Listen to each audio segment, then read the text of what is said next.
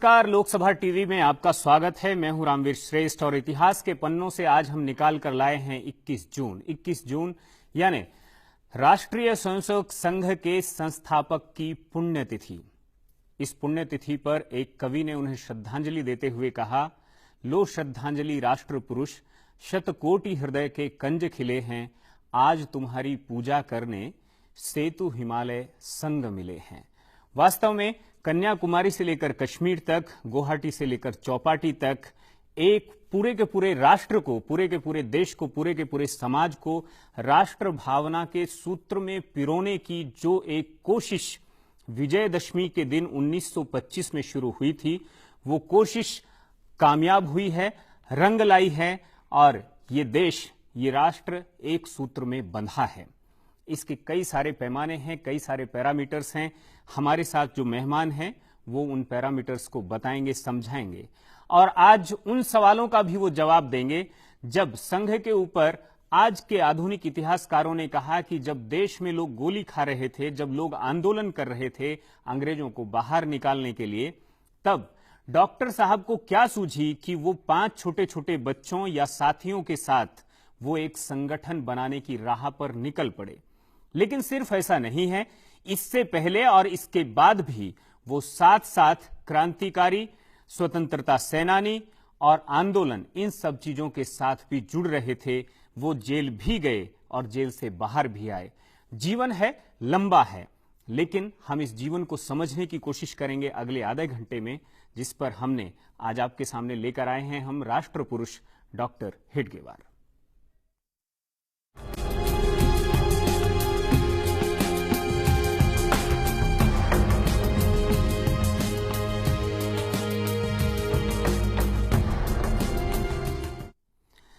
Doctor Keshavrao Baliram Hedgewar ने संघ की संस्थापना के साथ ही जो टिमटिमाते हुए छोटे छोटे दीप जलाए थे, आज वो मशाल बनकर तैयार हैं और दुनिया के लिए मिसाल बने हैं। उनके जीवन, उनका व्यवहार और उनके द्वारा स्थापित की गई व्यवस्था देखते हैं एक छोटी सी झांकी। 1897 में ब्रिटेन की रानी विक्टोरिया के शासन के 60 साल पूरे हुए थे। भारत में ब्रिटिश सरकार खुशियां मना रही थी। स्कूलों में मिठाइयां बांटी गई, लेकिन 8 साल के नन्हे केशव ने मिठाई मिलने पर उसे फेंक दिया। केशव ने कहा कि अंग्रेज हमें मिठाई खिलाकर गुलामी की जंजीरों में और कसना चाहते हैं। आगे चलकर ये नन्हा बालक डॉक्टर केशव बलिराम हेडगेवार बना, जिसने संसार के सबसे बड़े स्वयंसेवी संगठन राष्ट्रीय स्वयंसेवक संघ की स्थापना की। वर्ष 1889 में वर्ष प्रतिपदा के दिन बलिराम हेडगेवार और रेवती सुशीला के घर केशव का जन्म हुआ। डॉक्टर केशव हेडगेवार महान देशभक्त और स्वतंत्रता सेनानी थे और आजादी की लड़ाई में कई बार जेल गए थे। एक बार अंग्रेज निरीक्षक केशव के स्कूल गए। वो जिस कक्षा में जाते, वहां बच्चे वंदे मातरम से उनका स्वागत करते। इस पर निरीक्षक को काफी गुस्सा आया, लेकिन स्कूल प्रशासन के कहने पर केशव बलिराम ने माफी मांगने से इनकार कर दिया और कहा कि जो शासन अपनी मां को प्रणाम करने नहीं देता वो अन्यायी है, उसे उखाड़ फेंकना चाहिए। ऐसा कहने पर केशव को स्कूल से निकाल दिया गया। उन्होंने कलकत्ता में मेडिकल साइंस की पढ़ाई की।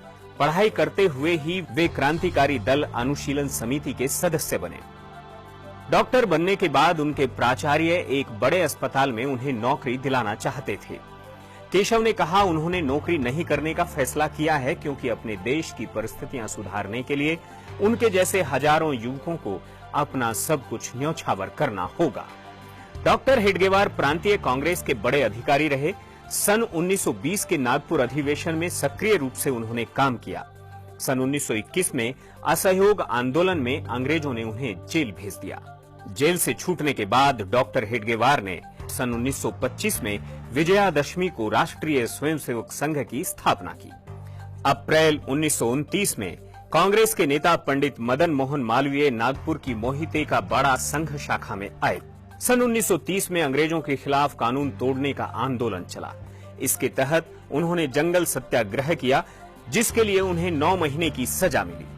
दिसंबर 1934 में महात्मा गांधी वर्धा के निकट लगे संघ शिविर में गए थे। वहां उन्होंने सभी जातियों के लोगों को एक साथ भोजन करते देखा।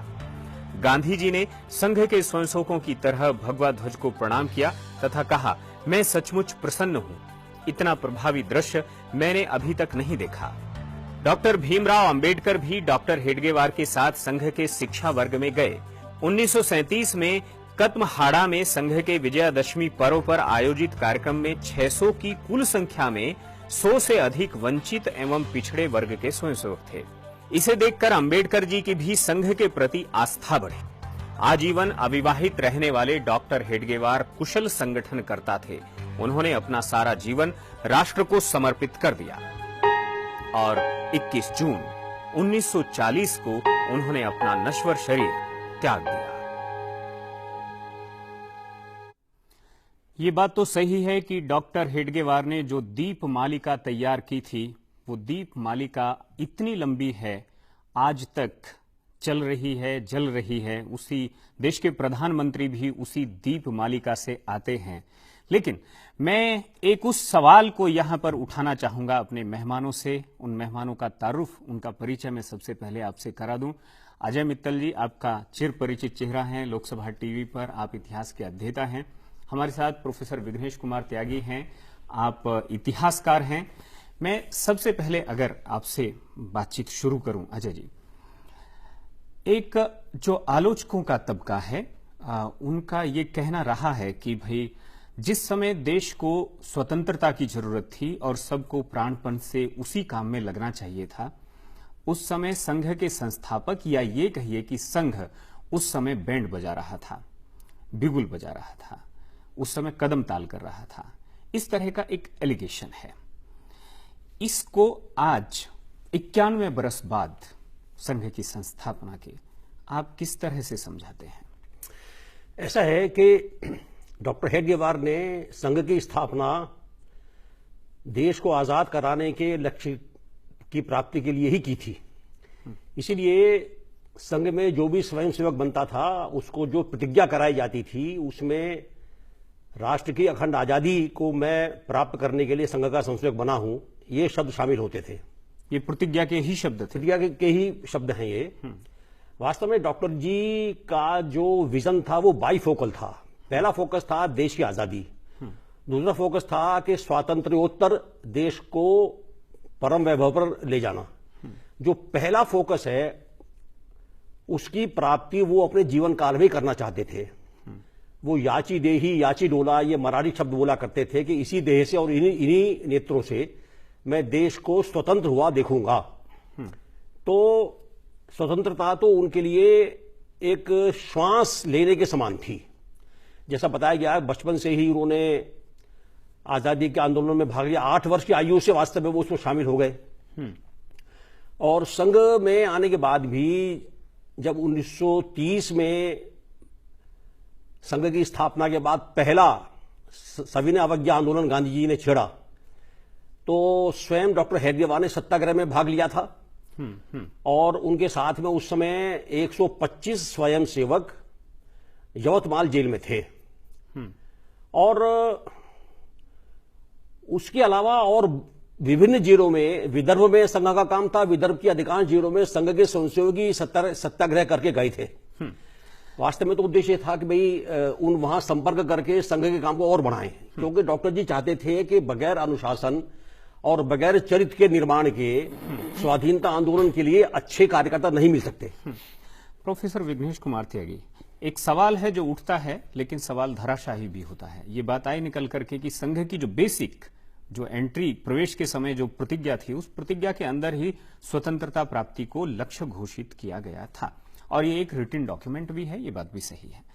हम ये बात समझने की कोशिश करेंगे कि स्वतंत्रता, आधुनिक भारत को अगर हम समझते हैं तो जो लोग देश की आजादी के काम में लगे थे वो लोग या तो अच्छे बड़े परिवार से भी थे जो इस स्तर पर थे। कुछ लोग, चाहे वो अरविंदो घोष हों, चाहे वो सुभाष चंद्र बोस हों, चाहे वो पंडित जवाहरलाल नेहरू हों, चाहे वो डॉक्टर अंबेडकर भी हों, चाहे और इस तरह के लोग हों, ये सब लोग जो हैं कहीं ना कहीं या तो डॉक्टर साहब तो डॉक्टर अंबेडकर तो अच्छी मदद प्राप्त करके तब चले गए, लेकिन कुछ लोग ऐसे थे जो बैरिस्ट्री पढ़कर आए, विदेशों से पढ़कर आए, ठीक है, जिनकी स्थिति ठीक थी। लेकिन डॉक्टर हेडगेवार की जो अपनी स्थिति थी वो कौन से और किस तरह के समाज से ताल्लुक रखते थे? क्या ऐसा सुना जाता है कि वो बहुत गुर्बत में थे? क्या गुर्बत में रहकर भी आदमी जो है देश के बारे में सोच सकता है? ये आज भी सवाल पैदा होता है और उस समय भी होता होगा। देखिए, डॉक्टर हेडगेवार जिस प्रकार के आर्थिक स्थिति वाले परिवार से आते थे, वो अगर मैं आपसे ये कहूं कि एक क्षण के लिए आप उस जादू को सोचिए, उस मंत्र को सोचिए कि जो इस देश का सबसे गरीब आदमी आपको दिखाई पड़ता है, तो बड़ी ताज्जुब की बात है कि चित्र सबसे गरीब वाला जो वो मंत्र है, उसमें वो जो दिखता है आदमी, वो डॉक्टर हेडगेवार दिखते हैं। वो उसके जैसे दिखते हैं। रोटी, कपड़ा, मकान, ये जीवन की जो मूलभूत आवश्यकताएं हैं मनुष्य की, मैं इन पर ही केंद्रित रहते हुए ये निवेदन करना चाहूंगा कि रोटी की स्थिति उनकी घर की ऐसी थी कि सब्जी और दाल मानो विलासिता हो। कैसे खाना खाते थे? तो वो स्थिति थी कि नमक, मिर्च, जो पिसी हुई लाल मिर्च उन दिनों हुआ करती थी, और ऊपर जरा सा सरसों का तेल टपकाया और रोटी। ये घर की रोटी थी उनकी। कपड़े की स्थिति क्या थी? तो हमेशा पैबंद लगे उनके कुर्ते हुआ करते थे। जीवन में उन्होंने एक कोट सिलवाया, उसी कोट में आपका ये चित्र है, ये भी उसी में है, बाकी भी उसी में मिलता है। पैरों में उनके क्या हालत होती थी, कौन से जूते होते थे? तो मैं एक बहुत बड़े महापुरुष का, जो उन्होंने अपने ग्रंथ में उसका हवाला दिया है, संस्मरण, तो स्वामी अमिताभ हैं, जो रामकृष्ण मठ का जो केंद्र नागपुर का है, उन्होंने उनको देखा तो कहते हैं कि जेठ की चिलचिलाती धूप में, यानी करीब 48 डिग्री का जब टेम्परेचर नागपुर में होता है, तो कहते कई बार वो महापुरुष कैसे दिखते थे कि बड़ी तेजी से जा रहे दिखते थे। और क्यों तेजी से? क्योंकि 48 डिग्री की और सड़क पर देर तक टेकना मुश्किल होता था। नंगे पैर, यानी चप्पल अगर टूट गया तो चप्पल की स्थिति भी नहीं है कि जूती की नहीं है कि दोबारा ले लें, और जब ले ली जाएगी, जब होगी तब ली जाएगी, वो ऐसी स्थिति थी। वो आप पढ़ेंगे तो आपको लगेगा। तो ये उनका वस्त्र थे। और मकान की हालत तो ये थी कि उनका घर जो था वास्तव में आज दलदल से उठा हुआ आदमी देश को दे बैठता है। हाँ, मतलब अभाव है। दलदल में भी कोई चीज है, यहाँ तो कुछ दिखता नहीं, ये तो बिल्कुल ही सूखा है। विदर्भ तो बिल्कुल ही, और घर तो उनका समझिए कि ऐसा है कि धूप और छाया बिल्कुल साक्षात रश्मि कक्ष बन गया हो जैसे उनका घर। उस छप्पर में कभी डला है, कभी नहीं। दीवारें गिर गई तो दीवार कई साल नहीं बनी। लोगों ने कहा जी सुरक्षा का प्रश्न है, नाला भी था पीछे, आज भी है वो मकान, तो इसको अब हम दीवार बोले नहीं भाई, पूरे हमारे देश पर ही आसमान टूट कर गिर पड़ा, तो उसकी चिंता है या घर की?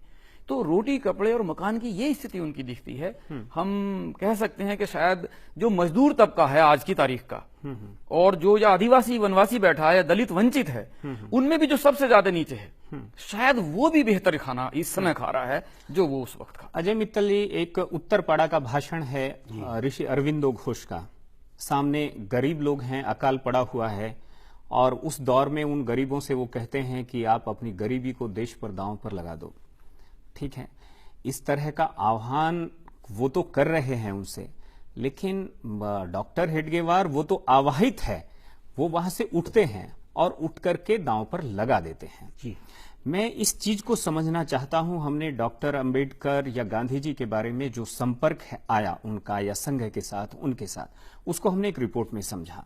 सुभाष, सावरकर, शिवाजी और इस तरह जो कुछ इस तरह की विभूतियां हैं, उनके साथ उनकी किस तरह की ट्यूनिंग रही है, उसको भी कुछ समझने की कुछ जरूरत है। देखिए, जहां तक सुभाष चंद्र बोस का प्रश्न है, तो डॉक्टर हेडगेवार जी और सुभाष जी, इन दोनों की मूल प्रवृत्ति क्रांतिकारी की है। मूल रूप से दोनों क्रांतिकारी हैं।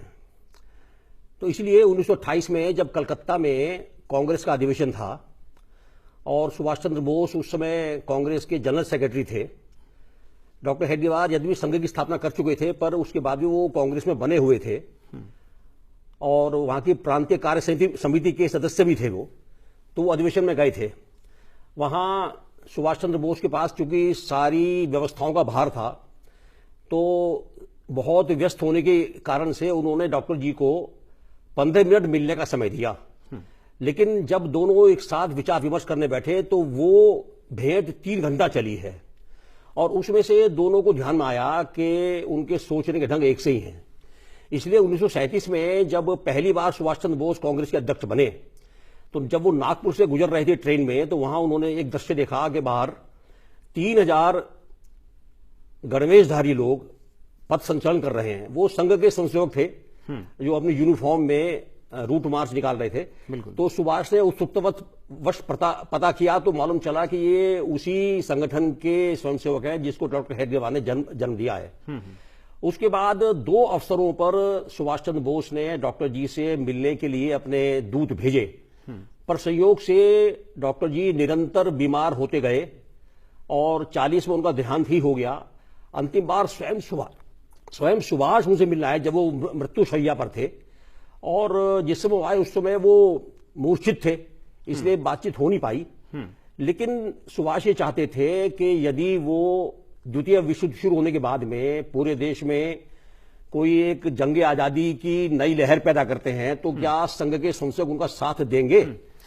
मैं एक सवाल आपसे इसी के साथ जोड़ना चाहूंगा। उस सवाल का जवाब प्रोफेसर साहब को भी देना ही होगा। एक सवाल मेरी ओर से नहीं है, सवाल वो भी देश से ही उठता है और कहीं ना कहीं मेरे जैसे आदमी के भी मन में उठ सकता है।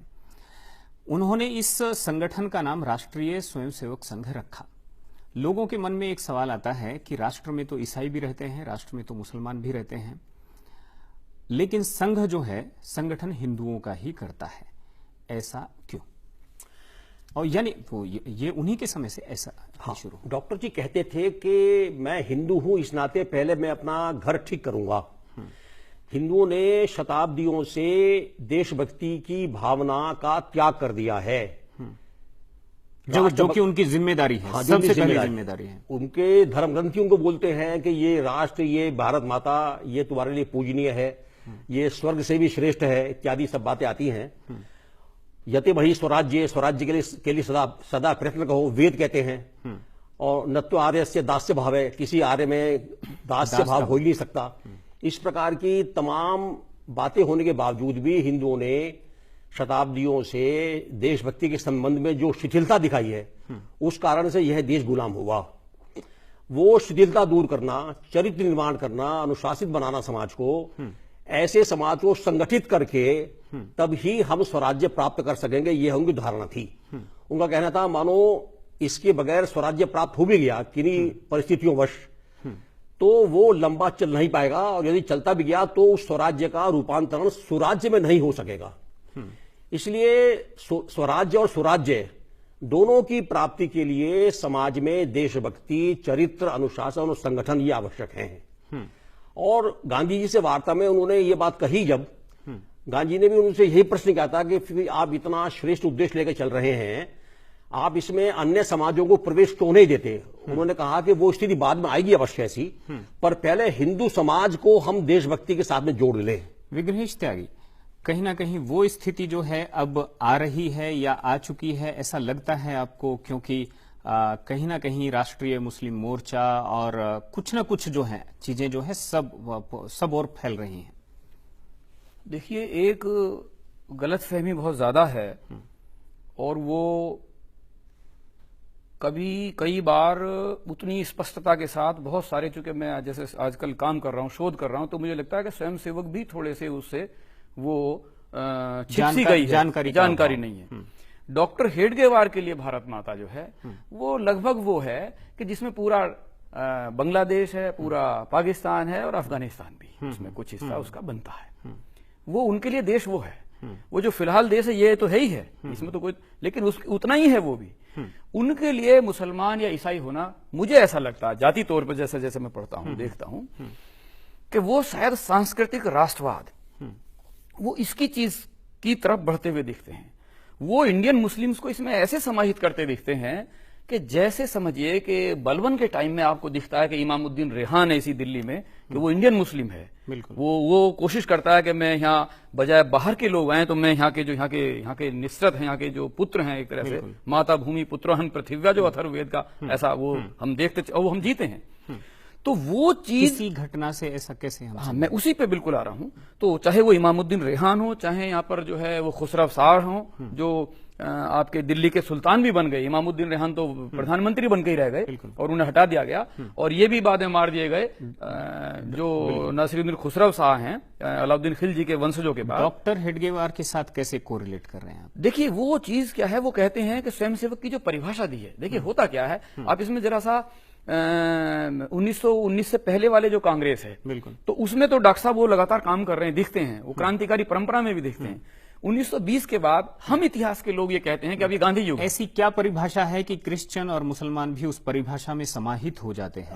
उसको ही मैं, वो बड़ी मजेदार और बड़ी रोचक जगह है, वो गांधी जी के साथ उनकी बात होती है, जो मैं उसमें देखता हूं, जब अध्ययन करता हूं तो मुझे बड़ा ताज्जुब होता है कि देखिए कितनी सटीक और कितनी सरल बात कही है। वो 1934 के अधिवेशन में, जैसे अभी हमारे माननीय विद्वान मित्र ने कहा कि वर्धा में गांधी जी गए, बड़े दिन की छुट्टियों में 4 दिन का शिविर लगा था। 25 दिसंबर का जो है क्रिसमस डे को बड़ा दिन कहने की यहाँ परंपरा थी। बिल्कुल। तो वो जब जाते हैं तो वो देखते, डॉक्टर साहब दूसरे वर्ग में गए हुए थे, 3 वर्ग उस वक्त लगे थे, अगले साल कराची का भी वर्ग लगा, देखिए। बिल्कुल। अब होता क्या है, जब वो गए, गांधी ने देखा कि यहाँ तो करीब इतने सारे लोगों में से बहुत बड़ा वर्ग है जिसको वो हरिजन शब्द करके कह रहे हैं, जिसके लिए वो बड़ा मूवमेंट कर रहे हैं। बिल्कुल। तो साहब दिखता है, असहयोग आंदोलन में उन्होंने वो भी डाली है कि भाई हरिजन के लिए और एक ताज्जुब की बात यह है कि देखिए डॉक्टर हेडगेवार उस परंपरा के हैं। मैं पर्टिकुलर उस लाइन इसी को पे सुनने की बहुत स्वयंसेवक की वो परिभाषा। कहते हैं कि जब गांधी जी जाते हैं, देखते हैं, वो तो मामला समझ में नहीं आता, डॉक्टर साहब कहीं और हैं, वो देखते हैं अरे इतने सारे दलित यहाँ पर हैं, तो ताज्जुब हुआ, एक साथ खा रहे हैं, वही बना भी रहे हैं, वो परोसने में भी हैं। बिल्कुल। ताज्जुब उन्हें बहुत अच्छा लगा। तो गांधी जी कोई चीज है तो वो अप्रिशिएट बहुत करते हैं, गांधी जी किसी की जरा सी अच्छी चीज वो भी बहुत अच्छा अप्रिशिएट करते हैं।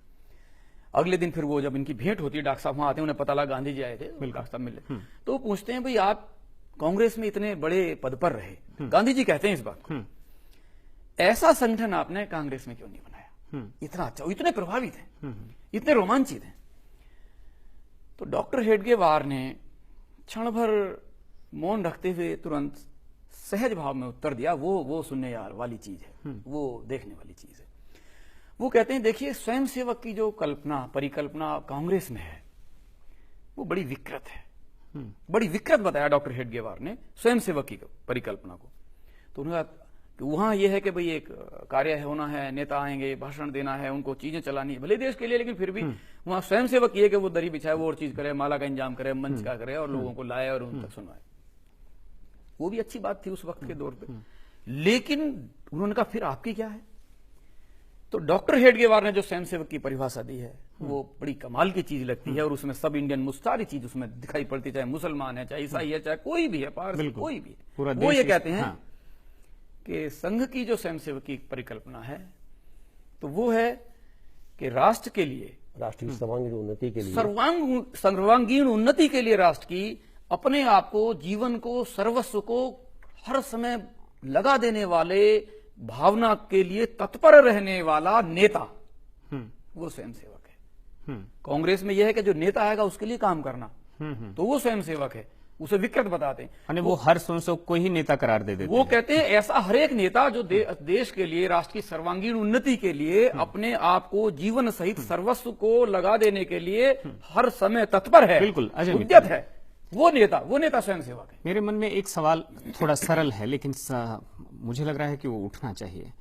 जो हम इस तरह से देखते हैं कुछ लोगों को जिन्होंने बहुत त्याग किया और बहुत पूरा परिश्रम किया, श्रम किया, ऐसे लोगों की उम्र बहुत कम होती है। स्वामी विवेकानंद हों, स्वामी दयानंद हों, डॉक्टर हेडगेवार खुद हों, शिवाजी खुद हों, ये लोग दोनों जो हैं 50-52 में चले गए और वो दोनों जो हैं 40 के नीचे नीचे चले गए। और भी इस तरह के महापुरुष हैं जिनकी उम्र बहुत कम होती है। ऐसा होता क्यों है? डॉक्टर जी कहा करते थे कि अधिक लंबा जीने से अच्छा ये है कि युवावस्था में जो हमें समय प्राप्त हुआ है उसका अधिकतम सदुपयोग करके राष्ट्र के लिए कुछ कार्य करते जाएं। वो लंबे समय तक जीने की कल्पना का उपहास करते थे कि हम इसमें आराम करें ताकि बुढ़ापे में आराम से जी सकें, ये उनको मंजूर नहीं था। बिल्कुल बिल्कुल। और इसलिए उन्होंने खास तौर पर जब संक्रमण काल हो, संकट काल हो, तो ये बात और भी जरूरी हो जाती है। बिल्कुल। 1932 के बाद से वो अस्वस्थ रहे हैं, क्योंकि एक तो ये भी था कि उनके पास बहुत अच्छे इलाज के लिए पैसे नहीं थे और दूसरे समय भी नहीं था। 8 साल वो अस्वस्थ रह करके जितना संघ कार्य कर गए, वो 10 व्यक्ति भी उतना काम नहीं कर सकते। अपने जीते जी वो 700 शाखाएं खड़ी कर गए, जी हाँ, 700 जो आज बढ़कर के 75,000 से ज्यादा हो गई हैं। मेरा एक आखिरी सवाल है, और सवाल ये है कि मुझे आप ये बताइए, उनके जीवन का एक लक्ष्य था देश में परम वैभव आए। परम वैभव आज 91 साल हो गया है। वो तो कहते थे मेरी आंखों के सामने आए, मेरे ही शरीर के सामने आए। ये लक्ष्य क्या प्राप्त हो गया है? अगर ये लक्ष्य प्राप्त हो गया है तो ये लक्ष्य क्या है, उसका पैरामीटर क्या है? एक लाइन में क्या है परम वैभव, ये क्या आप समझाने की कोशिश करेंगे? मैं अजय जी से भी पूछ लूंगा। भारत माता ये जो कॉन्सेप्ट है, माता भूमि पुत्रो हम पृथिव्या, अथर्ववेद का, ये जो कॉन्सेप्ट यहाँ के जन जन में है। और कैसी ताज्जुब है कि जब मैं रिसर्च करता था, पीएचडी करता था, तो हॉस्टल में जो हमारे यहाँ सफाई का काम करते थे, वाल्मीकि समुदाय से, सुम्मारी नाम था। बिल्कुल।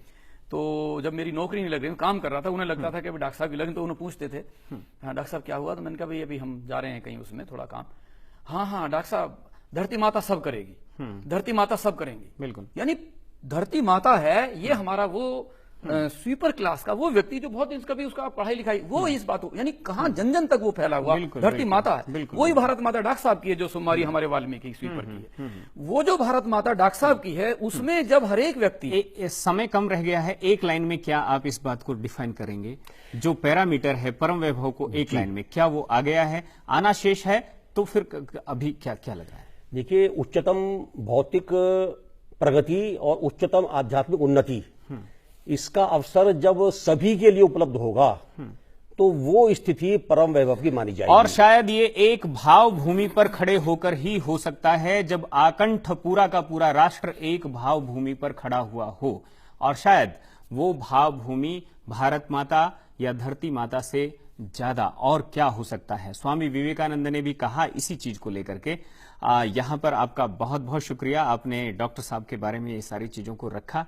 और स्वामी विवेकानंद भी यही बात कहते हैं कि आप भूल जाइए कुछ दिनों के लिए कि आपके देवी देवता कौन हैं। वो कहते हैं आप अगले 100-150 साल तक केवल इस धरती को, इस भारत माता को अपनी आराध्य बनाइए, इसकी उपासना करिए, और जी जान से, प्राणपन से आपके अंदर जितने भी श्वास हैं पूरी तेजी के साथ विश्राम न करते हुए अथक आप आगे बढ़िए, और इस राष्ट्र को, इसको राष्ट्र का जो सिंहासन है उस पर आप इसे जगत जननी के रूप में स्थापित करिए। शायद पुत्र रूप में आपका कर्तव्य यही है। इसी कर्तव्य को डॉक्टर हेडगेवार ने समझा था, और इसी कर्तव्य को संघ ने समझा। इसी कर्तव्य को जन जन को समझाने की कोशिश है जो जारी है। रामवीर श्रेष्ठ को इतिहास के पन्नों में फिलहाल दीजिए इजाजत, फिर मिलेंगे। नमस्कार।